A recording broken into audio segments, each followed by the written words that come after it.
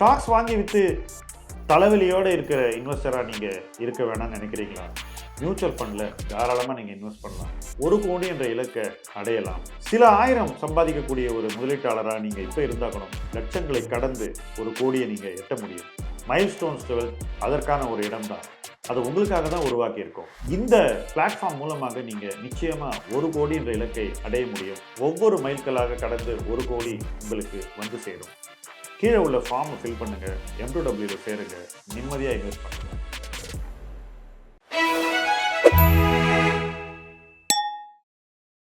Friends, இன்னைக்கு நாம பேச போற தலைப்பு ட்ரேடரா இருந்தா என்ன, அதுல என்ன தப்பு.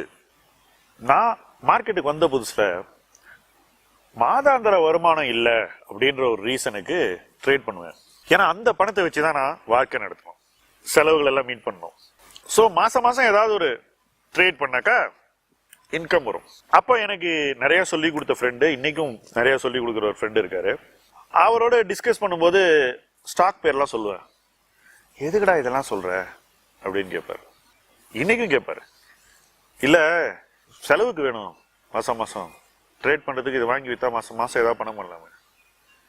அது கிண்டலா சொல்லுவாரு, இதெல்லாம் சாய் பானி ஸ்டாக்ஸ் அப்படின்னு. இது நான் சொல்லுது 1992-93. அந்த ஃப்ரேஸ் மைண்ட்ல ரொம்பவே பணிஞ்சு போச்சு. ஸோ ஒரு ஸ்டாக்கை திருப்பி பார்க்கும்போது இதெல்லாம் சாய் பானி ஸ்டாக்னா அதை ஒதுக்கிடுவோம், அதை அவர்கிட்ட டிஸ்கஷனுக்கு எடுத்துட்டு போக மாட்டோம். அதாவது டீ தண்ணி வாங்குற செலவுக்கு. அப்படிப்பட்ட லாபம் தான் அதில் சம்பாதிக்க முடியும் அப்படிங்கிறது தான் அதுல இன்ஃபரன்ஸ். புரியுதா உங்களுக்கு? ஸோ சமீப காலங்களில் நான் பார்க்குறேன், நிறைய பேர் இந்த சில்லறை செலவுக்கு பணம் சம்பாதிக்கணும், அதுக்கு ஒரு ஸ்டாக் தேடணும் அப்படின்ற அந்த தேடலில் போறாங்க. அதை நான் பார்க்கும்போது நான் அதோட கிளியரா ஐடென்டிஃபை பண்றேன். ஏன்னா நானும் அந்த இடத்துல ஒரு நாள் இருந்தவன். எல்லா இன்வெஸ்டரும் அந்த இடத்துல ஒரு நாள் இருப்பான். ஏன்னா நம்ம கிட்ட ரொம்ப பணம் இல்லாம தானே மார்க்கெட்டுக்கு வரும். ஏதாவது பணம் சம்பாதிக்க முடியுமா, அதை வச்சு ஒரு லைஃப் கிரியேட் பண்ண முடியுமா, இதுதானே எல்லாருக்கும் இருக்கிற ஆர்வம். இதுல எனக்கும் இன்னைக்கு டிஃபன் காஃபி செலவு தேடுறவனுக்கும் பெரிய வித்தியாசம் கிடையாது. ஆனா அன்னைக்கு எனக்கு ஒரு வழிகாட்டி இருந்தவர் எனக்கு சொன்னார் பாருங்க, அந்த வழிகாட்டுதல தான் நான் இந்த இடத்துல பாயிண்ட் அவுட் பண்ண விரும்புறேன். அவர் சொன்னது என்ன, அன்னைக்கு அவர்கிட்ட சுந்தரம் ஃபாஸ்ட்னஸ் இருந்தது, இன்னைக்கும் இருக்கு, ஒரு ஷேர் கூட விற்கல. 1994 இருந்து இன்னை வரைக்கும் அவர் விற்காம அந்த சுந்தரம் ஃபாஸ்ட்னஸ் ஷேரை வச்சிருக்காருனாக்கா அவர் டிஃபன் காஃபி இல்லைங்க, அமெரிக்கால இருக்கிற பிகெஸ்ட் ஹோட்டல்ல போய் ஒரு வாரம் தங்குற அளவுக்கு அதுல டிவிடெண்ட் வருது அவருக்கு. ஆனா அதே நேரத்துல இந்த டிஃபன் காஃபியை தேடி சாய் பானி ட்ரேடிங் பண்ணவங்க யாருமே இன்னைக்கு மார்க்கெட்லயே இல்லை. பல பேர் இறந்து கூட போயிட்டாங்க. அவங்க உடல் வீக் ஆகி பிபி வந்து, ஹைப்பர் டென்ஷன் வந்து, சுகர் வந்து செத்து போயிட்டாங்க. வேற இந்த மாதிரி நிம்மதியா கூலா கெத்தா இன்வெஸ்ட் பண்ணவங்க இன்னைக்கு எங்கேயோ இருக்காங்க. இவங்களுடைய அந்த வழிகாட்டுதல் தான் என்ன ஸ்லோவா ட்ரேடிங்ல இருந்து வெளியே கொண்டு வந்தது. ஏன்னா அவங்கள பார்க்கும்போது, அவங்க கிட்ட போய் ஒரு விஷயம் பேசும்போது அவங்கள நம்ம இம்ப்ரெஸ் பண்ணணும்னு நினைக்கிறோம். அவங்க கிட்ட ஒரு சிட்டிங் உக்காந்தாக்கா என்ன கேட்பாங்க, சரி நல்ல ஸ்டாக் சொல்லு அப்படின்வாங்க. நம்ம சொல்லணும்ல. அது எப்படி இருக்கும்னாக்கா, ஒரு நல்ல கதை சொல்லு அப்படின்னு ஒரு கதாசிரியர்கிட்ட கேட்கிற மாதிரி, அல்லது ஒரு நல்ல டியூன் போடுன்னு ஒரு மியூசிக் டைரக்டர்கிட்ட கேட்கிற மாதிரி உட்காந்து பேசும்போது சொல்லு அப்படின்னு கேட்பாங்க. நம்ம சொல்லணும். சொல்றதை கேட்டுட்டு அவங்க அப்ரிஷியேட் பண்ணலாம், குறை கண்டுபிடிக்கலாம், அல்லது எதுக்குடா இதெல்லாம் அப்படின்னு கேட்கலாம். இந்த எதுக்குடா இதெல்லாம் வகை தான் ட்ரேடிங் ஸ்டாக்ஸ். அந்த அளவு தான் அது மேல மரியாதை வைக்கணும் அப்படின்னு எனக்கு 94ல சொல்லி கொடுத்தது. பட் நம்ம புத்தி கிட்ட ரொம்ப நாள் ஆகுங்க. ஒரு விஷயம் நமக்கு ரொம்ப தெளிவா சொல்லி கொடுத்தா கூட நம்ம என்ன நினைக்கிறோம், நான் கெட்டிக்காரன், அவருக்கு என்ன அளவு டைம் இல்ல, யூத் இல்ல, சாமர்த்தியம் இல்ல, எனக்கு டெக்னிக் தெரியும், இது எப்படி பண்ணணும்னு எனக்கு தெரியும், நான் எல்லாத்தையும் கரெக்டா ஃபிட் பண்ணி வச்சிருக்கேன். இந்த மாதிரி ஒரு ஓவர் கான்பிடன்ஸ் எல்லாருக்கும் வரும், எனக்கும் அன்று இருந்தது. ஆனால் ஒவ்வொரு வருஷமும் கிராஸ் ஆக நம்ம உண்மையை ஏத்துக்க ஆரம்பிக்கிறோம். ட்ரேடிங்ல பணக்காரனாக முடியாதுன்ற உண்மை நமக்கு வெட்ட வெளிச்சமாக தெரிகிறது. ஆனா உண்மையிலேயே நீங்க பணக்காரன் ஆகணும், நீங்க இன்வெஸ்ட் தான் பண்ணணும் அப்படிங்கிறது மண்டேல ஆணி அடிச்ச மாதிரி நமக்கு சொல்லி கொடுக்கப்படுகிறது. சோ ஒரு திங்கிங்க அவுட்க்ரோ பண்றோம். என்ன திங்கிங்க? மாசம் மாசம் ஏதாவது பண்ணி ஏர்ன் பண்ணோம் அப்படின்ற அந்த திங்கிங்க அவுட்க்ரோ பண்ணி இன்னைக்கு போடுற காசை நான் 5 வருஷத்துக்கு தொடமாட்டேன் அப்படின்னு திங்க் பண்றோம். அப்ப கூட ஒரு வருஷம் கழிச்சு 2 வருஷம் கழிச்சு லாங் டேர்ம் ஆன உடனே வித்துலாமே, இப்பதான் டாக்ஸ் இல்லையே அப்படின்னு தோணும். கவர்மெண்ட்டும் அதுக்கேற்ற மாதிரி 1 வருஷத்துக்கு மேல ஷேரை வச்சுட்டு வித்தா டாக்ஸ் கிடையாதுன்னு ஒரு மாற்றத்தை கொண்டு வருவோம். அது நம்ம பிஹேவியரை மேலும் மாற்றும். இப்படி வளரக்கூடிய ஒவ்வொரு கட்டத்திலையுமே நமக்கு ட்ரேடிங் மைண்ட் செட்டை ஊட்டுறதுக்கு ஆட்கள் இருக்கிறார்கள், பப்ளிக் பாலிசி இருக்கு, குளோபல் ஃபேக்டர்ஸ் இருக்கு, நம்மளுடைய பண தேவை ரொம்ப முக்கியமா இருக்கு, நாம 4 பேருக்கு நல்லா இருக்கும்னு காட்ட வேண்டிய அந்த தேவை அதை விட முக்கியமா இருக்கு. இந்த தேவைகள் எல்லாமே நம்மளுடைய முதலீட்டு வாழ்க்கையில இன்டர்ஃபியர் பண்ணிக்கிட்டே இருக்கு, நம்ம வளர்ச்சிக்கு தடையாக வந்துகிட்டே இருக்கு. அந்த தடை தான் நம்மள ட்ரேடிங் பக்கம் தள்ளுது. இதுல இன்னொரு விஷயம் இன்னைக்கு இருக்கிறது என்னன்னா, நான் உனக்கு லாஸ் பண்ணாம எப்படி ட்ரேட் பண்ண சொல்லி தரேன்னு ஒரு பெரிய கூட்டம், இதை நீ வாங்கினா பழிச்சு போவேடா அப்படின்னு ஒரு கூட்டம், நான் உனக்கு ஃப்ரீயா தரேன் இதை அள்ளிட்டு போன்னு ஒரு கூட்டம், நான் சொல்றபடி இங்க செய்யணும் ஒரு கூட்டம். இப்படி பல கூட்டங்கள் இந்த ட்ரேடிங்ல ஒரு பெரிய மாஃபியாவே உருவாக்கி வச்சிருக்கு. இந்த மாஃபியா இன்னொரு வேடிக்கையும் செய்யுது, என்னன்னா இன்வெஸ்ட்மெண்ட்டை கொச்சப்படுத்துது. எது உயர்ந்ததோ அதை கொச்சப்படுத்துது. இதுக்கு நம்ம ஏன் விழறோம் அப்படின்னு பாத்தீங்கன்னா, நம்மளுடைய கிரீட், நம்மளுடைய அந்த அவசர புத்தி நம்மள இந்த மாதிரி தாட்ஸ் பக்கம் அதிகம் போக வைக்குது. சரி, எனக்கு வேண்டியது வருது சார், உங்களுக்கு என்ன? கரெக்ட், அந்த கேள்வி நியாயம்தான். எனக்கு ஒண்ணும் இல்லை. ஆக்சுவலி உங்களுக்கு வேணுங்கிற அது வந்துனாக்கா ட்ரேட் பண்ணுங்க, கொஞ்சம் காசை பாருங்க, என்னவோ பண்ணுங்க, அதெல்லாம் யாரும் தடை பண்ண போறதில்ல. ஆனா 10 வருஷம் கழிச்சு உங்க கூடயே இருந்த ஒருத்தன் ஒரு பென்ஸ்ல போயிட்டு இருப்பான், உங்க கூடயே இருந்த ஒருத்தன் கெத்தா ஒரு வீடு வாங்கியிருப்பான், உங்க கூடயே இருந்த ஒருத்தன் பேர் ஷேர் ஹோல்டிங் பேட்டர்ன்ல வரும் 1% வச்சிருக்கான்னு. அன்னைக்கு உங்களால் அதை டைஜஸ்ட் பண்ண முடியுமான்னு இன்னைக்கு உங்களை கேட்டுக்குங்க. ஏன்னா அன்னைக்கு நீங்க இழந்த இந்த காலத்தை மீட்டு எடுக்கவே முடியாது. அதை நான் உறுதியா சொல்லுவேன். இன்னைக்கு இது உங்க தேவைன்னு படுது, ஆனா அன்னைக்கு உங்க தேவை வேற ஒண்ணு இருக்கும். அந்த தேவை நிறைவேறாது. அந்த தேவையை நோக்கி நீங்க செய்ய வேண்டிய ப்ரிப்பரேஷன் நீங்க செய்ய மறந்துருப்பீங்க. அந்த ப்ரிப்பரேஷன் பண்ணாதனால அதுக்கப்புறம் நீங்க ஆரம்பிச்சு பண்றதுக்கு ரொம்ப நாள் ஆகும்.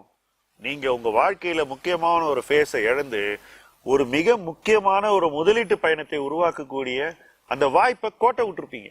அதை உங்களால சகித்துக் கொள்ள முடியுமான்றது இன்னைக்கு நீங்க நிச்சயமா யோசிச்சாகணும். இல்லைன்னா 10 வருஷம் கழிச்சு நீங்க யோசிப்பீங்க. இதுல இன்னொரு விஷயமும் அடங்கி இருக்கு. இந்த ட்ரேடிங் சில பேருக்கு இன்னொரு கான்பிடன்ஸ் கொடுக்குது. அது என்ன கான்பிடன்ஸ்னா, எனக்கு இந்தியாவை பத்தி நல்ல பொருளாதார பார்வை இல்லை, ஐ எம் நாட் பாசிட்டிவ். எனக்கு கவர்மெண்ட்டை பத்தி நல்ல பார்வை இல்லை, ஐ எம் வெரி நெகட்டிவ்.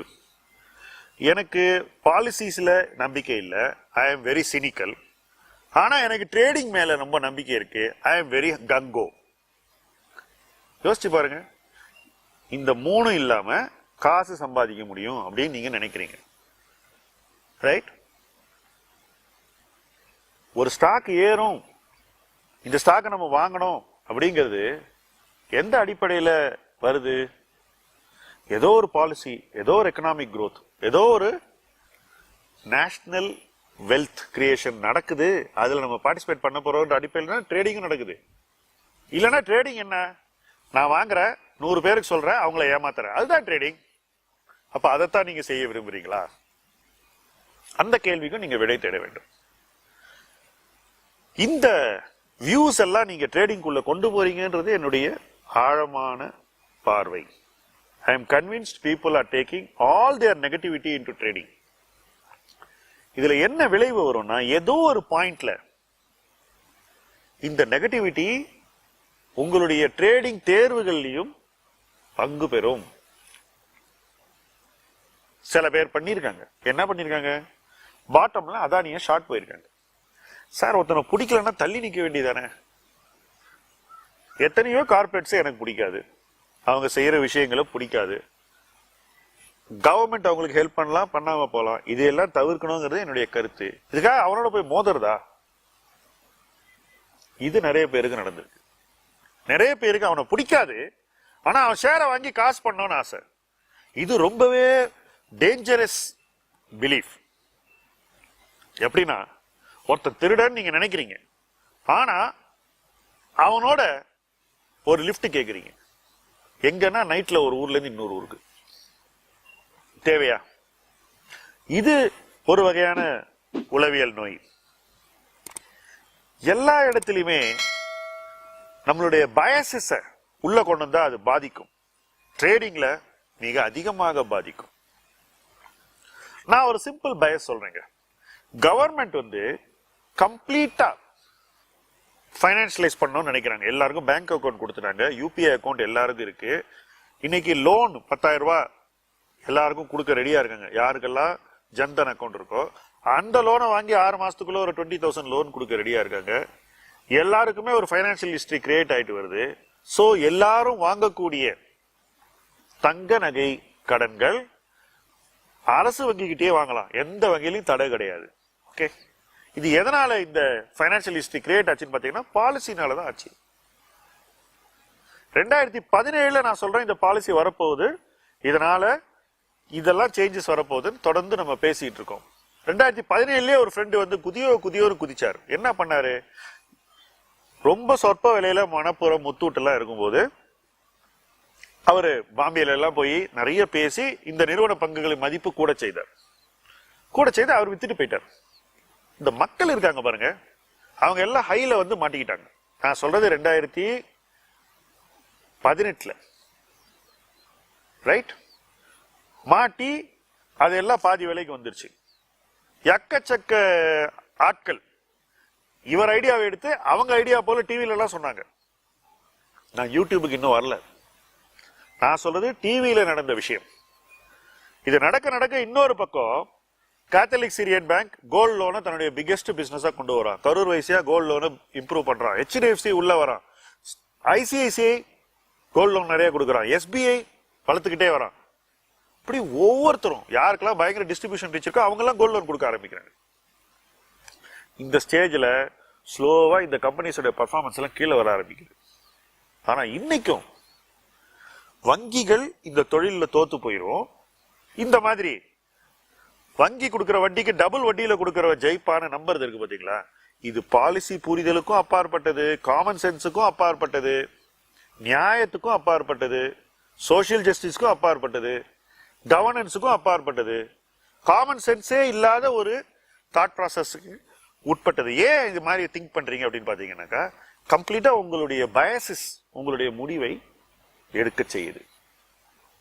இந்த பயசஸ் ட்ரேடிங்ல வந்தா எங்கேயோ ஒரு இடத்துல கவுத்து விட்டுரும். போற வரைக்கும் வண்டி ஓடும், ஆனா என்னைக்கோ ஒரு நாள் கவுக்கும் போது அந்த மாதிரி இன்வெஸ்ட்மெண்ட்ல இருந்து மீண்டு வர்றதுக்கு ரொம்ப நாள் ஆகும்ன்றதா என்னுடைய கவலை.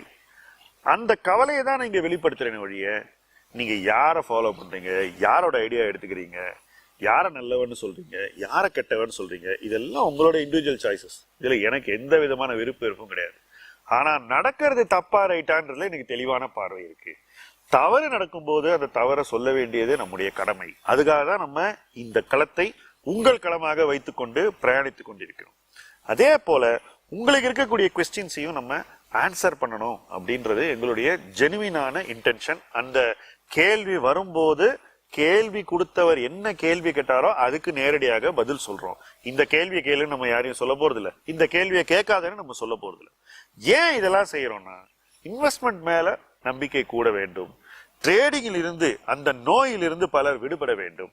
விடுபட்டு இன்வெஸ்ட்மெண்ட் ஜேர்னியை துவக்கணும். ஒரு 5 வருஷத்துலயாவது தங்களுடைய பிஹேவியரை இம்ப்ரூவ் பண்ணிக்கணும். பிஹேவியரை இம்ப்ரூவ் பண்ணும்போது அவங்களுடைய தேர்வுகள் இம்ப்ரூவ் ஆகும், அவங்களுடைய பார்வைகள் இம்ப்ரூவ் ஆகும், அவங்களுடைய தெளிவு இம்ப்ரூவ் ஆகும், அவங்களுடைய சொத்து மதிப்பும் கூடும். இதெல்லாம் நடக்கணும்னா டைம் கொடுக்கணும், கரெக்டான தாட்ஸை கொடுக்கணும், கரெக்டான அட்வைஸை கொடுக்கணும், கரெக்டான கைடன்ஸை கொடுக்கணும். அது எல்லாத்தையும் கொடுக்க வேண்டிய ஒரு களமாகத்தான் முதலீட்டு களம் உருவாகி வருகிறது. இந்த களத்தில் இணைந்து பயணிப்போம். முதலீட்டு களம் உங்கள் களம். நன்றி.